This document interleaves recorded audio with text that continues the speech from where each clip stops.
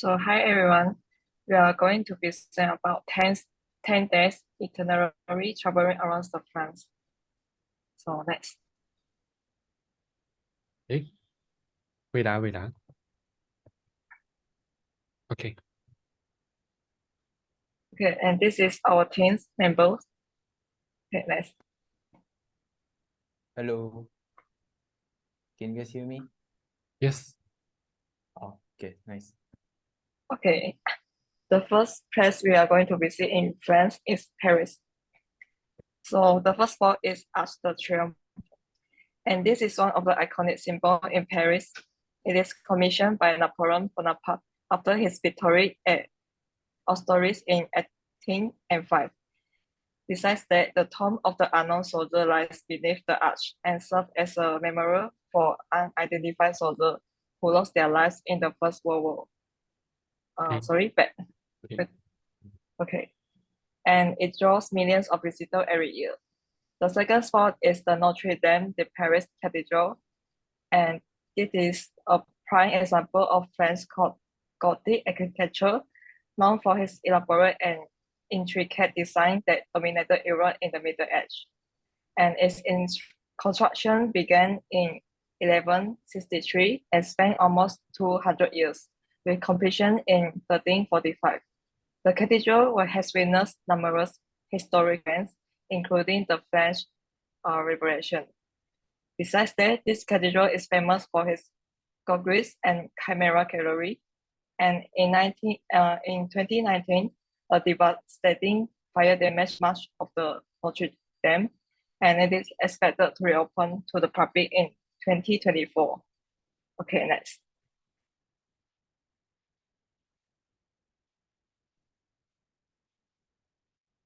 Okay, and the next place we are going to visit is Versailles. Versailles is famous for the Palace of Versailles, and it is known as the royal residence. Louis XIV undertook expensive expansion and renovation to create a palace that reflected his absolute power and the grandeur of France. And one of the most famous rooms in the palace is the Hall of Mirrors. And amongst the years, Versailles stands as a symbol of absolute monarchy of Louis XIV, reflecting the power, the wealth, and artistic achievement of the French court during this period. And the next place is Geneva. Geneva is famous for the Museum of Impressionism, and it is a captivating cultural institution dedicated to showcasing and celebrating the revolutionary art movement in Impressionism. And it is known as the paradise for Impressionist paintings. Some of the famous paintings include Van Gogh's Starry Night on the Rhone, and also Monarch's Blue Water Lilies can be viewed in this museum. So now I'll pass to my teammates to continue the presentation. Okay, for the next day 2 and 3, we will going to Nantes, city of Loire in France.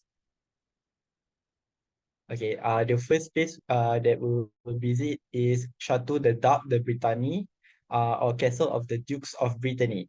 Located in the city center, the Chateau de Dap de Brittany is one of the most impressive castles in Brittany, an elegant Gothic fortress dating from 15th century. In medieval time, Nantes was the capital city of Brittany, where the Dukes of Brittany had the court.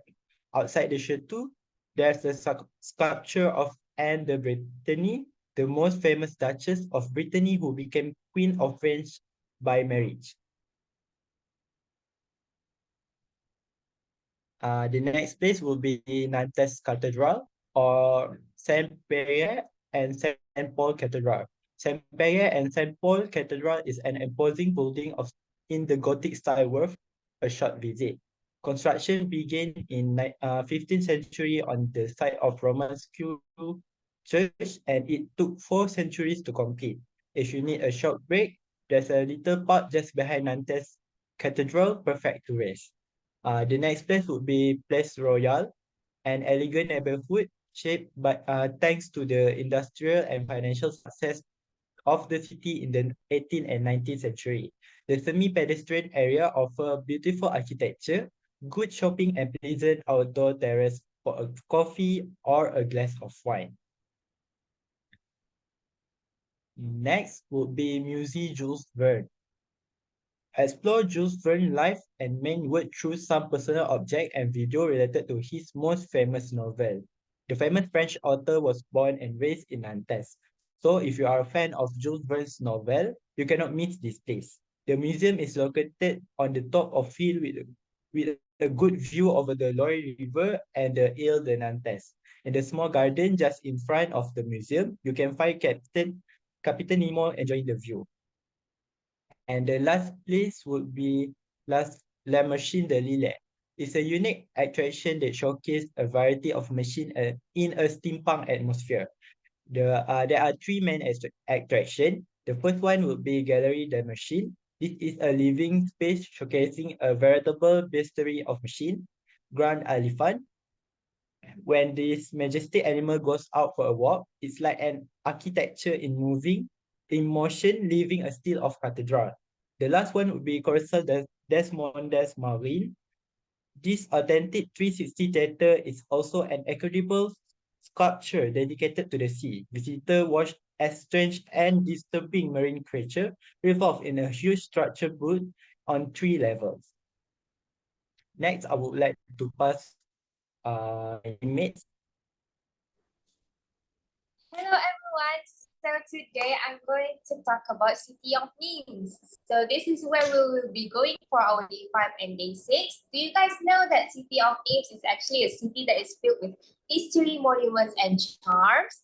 For example, we have Mountain of Esplanade. So the City of Memes is actually located at Via Domitia. It's actually the road that first connected from Italy to Spain, and this allowed like the memes to develop by the leading of Emperor Augustus back then in the 1st century BC. Do you guys know, this is like a fun fact actually about Le Arenas de Nimes. Okay, Le Arenas de Nimes, during the Middle Ages, houses were built inside the walls and the arenas walls were actually used as a fortification. But then after that, during the Renaissance, all of the houses were destroyed and the amphitheater was restored back to its former appearance. Okay, next. All right, so for our first journey of the day, we are going to Le Arenas de Nimes. So this is actually a well-preserved ancient Roman amphitheater existing back then since 1st century AD. It's built actually for like gladiatorial contests and public spectacles because it can fit more than 24,000 spectators. It is elliptical shape and has a length of 133 meters long. So do you guys know that Les Arenas de Nimes were actually filmed for a very famous film called Gladiator? And then, now I'm going to talk about La Maison Carrée. La Maison Carrée is actually one of the best preserved Roman temples anywhere in the world. And it's like the best example of an Ionic temple. What is Ionic temple actually? Ionic temple are those temples that have the pillars at the front. Okay, so this La Maison Carrée actually has experienced like various transformation over the centuries. Like it served as a church before, and then after that a town hall, and then now it serves as a tourism site. Do you guys know that Napoleon Bonaparte, which is actually like a former emperor of France, is actually very impressed by the temple's architecture, and I admire it to the extent he wants to replicate the exact same thing at Paris. So this leads to the construction of La Madeleine, the church. Next. All right, so on our day 6, we're going to Jardins de la Fontaine. So this is actually like one of the site of the ancient Roman spring, and it is like a main source of water for the city of Nice back then. So in this fontaine actually has a garden inside, and at the heart of the garden, we have the Temple of Diana, also known as La Maison Carrée. So it has a monumental nymphanium, and this monumental nymphanium is actually a structure dedicated to the nymphs and water deities. So Napoleon Bonaparte also visited Le Jardins de la Fontaine, and he also appreciated the historical significance that they have there, and also is also appreciating the tranquility offered by the gardens. Lastly is Carré d'Art. Carré d'Art actually houses the Carré d'Art Library and the Nimes Museum of Contemporary Art, and this makes it as a cultural hub that combines the literature and visual arts. So they have like impressive collection of contemporary artworks from all over the world, including French and international artists. So this corridor actually strategically located facing the Masong Kari. The reason why we do it like this is so that we can appreciate both the ancient and modern architectural design. So Kerry Dart is actually has a glass facade, and this is their distinctive feature, providing like a transparent and open atmosphere. And this allows the visitors to actually appreciate the beauty of La Masokari from Kerry Dart. That's all. So I'm going to pass to my teammate. Thank you. Hi. As the tour guide of day 7 and 8, I would like to bring my group member to the city of Le Mans, which is located in the northwest of France near the Sarthe River, which is inside Nantes, which has been shown at the picture at the right side. So, since 1923, the city has been hosted the world's oldest active sport car race, which is 24 hours of Le Mans, because the city have the greatest circuit ever created in the world, which is Circuit de la Sarthe. Other than that, I will bring my group mates to the city of Le Mans because they have a lot of great architecture structure, such as Le Mans Cathedral, and Le Mans is a city which is rich historical heritage because it has Muse d'Etis, which is one of the oldest museums in France. Next. So in the city of Le Mans, as I have mentioned, this is the Circuit de la Sarthe. And every year, the race, which is called 24 Hours of Le Mans, will be held here. Next.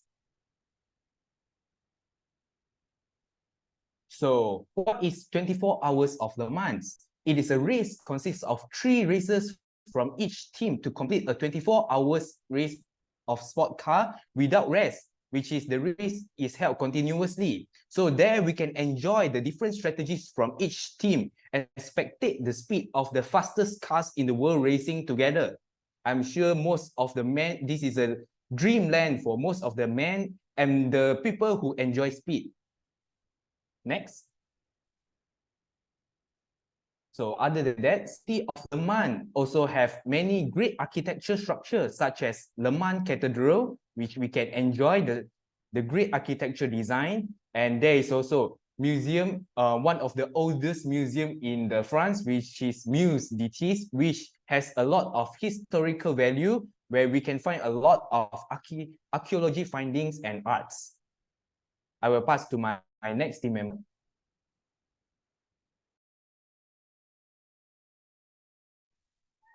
On day 9 and day 10, we are going to the city of Lyon.